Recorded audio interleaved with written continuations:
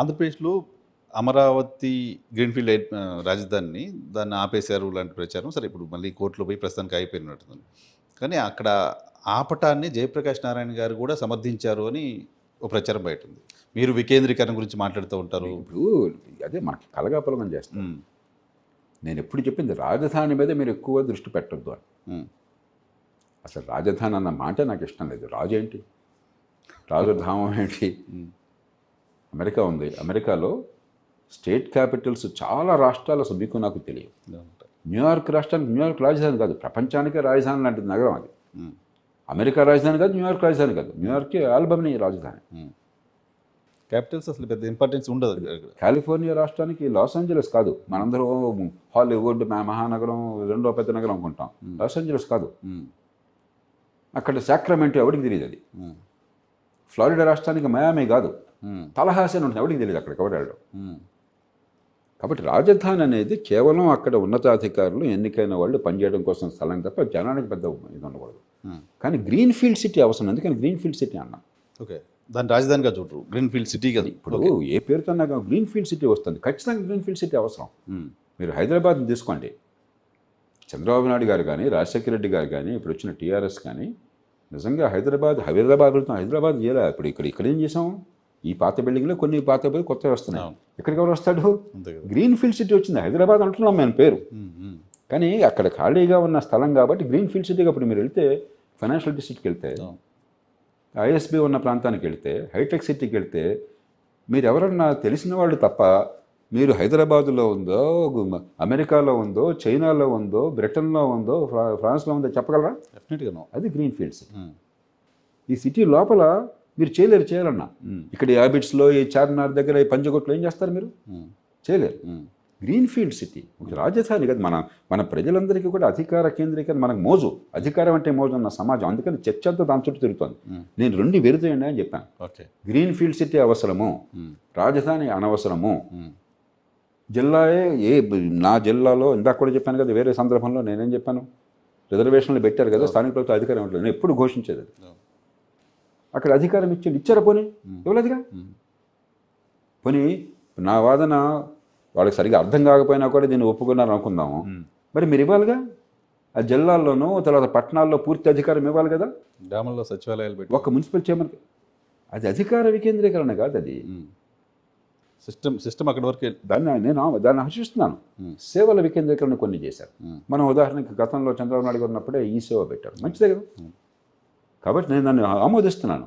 కానీ అది నిజమైన అధికార వికేంద్రీకరణ కాదు. అధికారం చివరికి మీ చేతుల్లో ఉంది. అరే మీరు బటన్ నొక్కితే తప్ప ఏది కాదాయే. మీ మంత్రులకు కూడా ఏమీ లేదు, ఉత్సవ గ్రహాలయ అక్కడ ఉంది. కారు, ఫోను, ప్యూను, లైటు తప్ప మంత్రులకి ఏమైనా ఉందా? ఒక్క రాష్ట్రం, అన్ని రాష్ట్రాలు అట్లా తగ్గట్టే కదా. పర్టికులర్ రీజనల్ పార్టీస్లో అది ఇంకెక్కువ చూస్తున్నాం. అన్ని రాష్ట్రాలు తగ్గట్టే కదా. ఎక్కడ ఏ మేయర్కైనా, నగర మేయర్కి కానీ, మున్సిపల్ చైర్మన్కి కానీ నేను నా పట్టణాన్ని బాగు చేసుకుంటాను, నాకు పూర్తి అధికారం ఒక్కటి చెప్పనని అసలు వాడు మున్సిపల్ కమిషనర్గా కావాల్సిన వేసుకునే అధికారం ఉందా? అధికార వికేంద్రీకరణ అంటే వనరులు, సిబ్బంది మీద ఆధిపత్యము, జవాబుదారీతనము, ఎన్నికైన స్థానిక ప్రభుత్వంలో ఉంటాం. కానీ అక్కడ ప్రభుత్వం చెప్తుంది అభివృద్ధి వికేంద్రీకరణ. అసలు అభివృద్ధి కనిపించకపోతే ఇప్పుడే మాట్లాడుకున్నాం కదా మనం, ఇంకా చర్చ ఎందుకు? మౌలిక సదుపాయాలు లేవు, డబ్బులు లేవు, ఉన్న డబ్బు ఈ పందేరాలకే సరిపోవటం లేదు, దానికి అప్పులు, ప్రతి నెల అప్పులు తీసుకొచ్చి మనం జీతాలు చెల్లించే పరిస్థితిలో ఉన్నాము. సో పెట్టుబడులు ఆకర్షించడం కోసం గ్రీన్ఫీల్డ్ నగరం రాజధాని కూడా అనవద్దు కాబట్టి గ్రీన్ఫీల్డ్ సిటీని ఒకదాన్ని డెవలప్ చేసి, అందులో ఈ రోజుల్లో అరుదైనటువంటిది భూసేకరణ అవసరం లేకుండా రైతులు స్వచ్ఛందంగా ముందుకొచ్చి, నేను ఎప్పుడు మొట్టమొదటి నుంచి వాదిస్తున్నాను, భూసేకరణ ముఖ్యంగా పట్టణీకరణకి భూసేకరణ సరైన పద్ధతి కాదు. ఏమవుతుంది, మీకో నాకో పూర్వీకులు ఇచ్చిందో కష్టపడి కొనుక్కున్నదో ఉంటుంది, రేపు పొద్దున 10 రూపాయలు పెరిగితే ఆశపడతాము. ఆ సేకరించిన వాడు మీకు 10 వంతు రేట్ ఇస్తాడు, పక్కనాడు బాగుపడతాడు. అవును. నా భూమిలో రోడ్డు వచ్చేస్తే ఓఆర్ఆర్ నా భూమిలో వచ్చింది, నాకేమో షట్టకోపం, నా పక్కవాడికి భూసేకరణ లేకపోతే వాడికి రేటు 10 రెట్లు 100 రెట్లు పెరుగుతుంది, కడుపు మంట ఉంటుంది కదా నేచురల్గా. కాబట్టి మొట్టమొదటి నుంచి నేను వాదిస్తున్నాను, మీకు 10 ఎకరాలు అవసరమైతే 20 ఎకరాలు సేకరించండి, 30 సేకరించండి. సేకరించి అభివృద్ధి జరిగితే భూమి విలువ పెరుగుతుంది. ఆ మిగతా భూమి ఏదైతే ఉందో మీరు అభివృద్ధి కోసం వాడిన భూమి కాకుండా ఏ భూమి తీసుకున్నారో వాళ్ళకి వాటాగా ఇచ్చేయండి.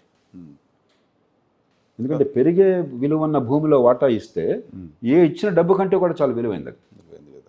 ఆ పని చాలా సమర్థంగా చేశారు అక్కడ. మ్మ్. రైతులు ముందుకు వచ్చారు, ప్రభుత్వం చాలా సమర్థంగా చేసింది. మ్మ్. కాబట్టి అంత ల్యాండ్ పూలింగ్ సాధ్యమైంది. ఇవాళ ల్యాండ్ పూలింగ్ అంత తేలిక కాదు. అందులో మంచి బాగా పెరిగే అవకాశం ఉన్న ప్రాంతాల్లో అన్నీ చక్కగా ఉంటే, చేతుల్లో అన్నీ ఉంటే దాన్ని వదిలేసుకున్నాం మనం. దాన్ని డెవలప్ చేయడం కోసం 1,00,000 కోట్లు పెట్టాలి, అంత ఫైనాన్షియల్ ప్రభుత్వం వైబిలిటీ. పెట్టడం లేదండి. ఒక 5-6 వేల కోట్లు ప్రభుత్వం కేటాయించింది, కొంత ఖర్చు పెట్టేశారు. ఇంకో 2 పెట్టారు. మిగతాది ప్రైవేటు పెట్టుబడులు. అభివృద్ధి ప్రభుత్వం నుంచి ప్రభుత్వం మౌలిక సదుపాయాలు కల్పిస్తుంది, సరిగ్గా రెగ్యులేట్ చేస్తుంది, ప్లానింగ్ చేస్తుంది. ప్రైవేట్ సెక్టర్ వస్తుంది. ఉదాహరణకి ఇళ్ల కాలనీలో పెట్టిన ఖర్చు అంతా ప్రభుత్వం పెడుతుందా? అంతే కదా. ఇప్పుడు హైదరాబాద్లో ఉంది, గేటెడ్ కమ్యూనిటీస్ వస్తున్నాయి, లేకపోతే అపార్ట్మెంట్ కాలనీ ప్రభుత్వం పెడుతుందా? లక్షల కోట్లు పెట్టుబడి వస్తుంది, ప్రభుత్వం కాదు. ఎవరికాళ్ళు దానికి మీకు సంబంధం ఏంటి? అంత పెట్టుబడి వస్తుందని మీరు ఆశించి దానికి కొన్ని పథకాలు ఏర్పాటు చేసి దాన్ని ప్రోత్సహిస్తున్నారు అంతే, ఖజానా నుంచి పెట్టట్లా. మీరు ఫెసిలిటేట్ చేస్తున్నారు అక్కడ. అది కాబట్టి ఇది ఏదో ఇప్పుడు ప్రజలకు అర్థం కాదు కాబట్టి 1,00,000కి 100కి తేడా తెలియని సమాజంలో ఉన్నాం, సున్నాలు అనుకుంటున్నాం. అందుకే ఇప్పుడు ఉద్యోగుల పెన్షన్లు కానీ మరొకటి కానీ ఇష్టం వచ్చిన చర్చ నోటుకు వచ్చినట్టు సాగుతుంది దేశంలో. అంకెలు తెలియదు. భారతదేశంలో అంకెలను సృష్టించామని మనం అంతా చాలా గర్వపడతాం. డెసిమల్ సిస్టమ్ మన నుంచి వచ్చింది. అంకెలు తెలియని సమాజాన్ని సృష్టించాం మనం.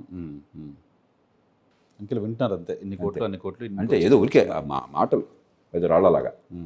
కోటికి 100 కోట్లకి 1000 కోట్లకి 1,00,000 కోట్లకి తేడా తెలియని సమాజంలో ఉన్నాం మనం. ఏదేదో మాట్లాడేస్తాం.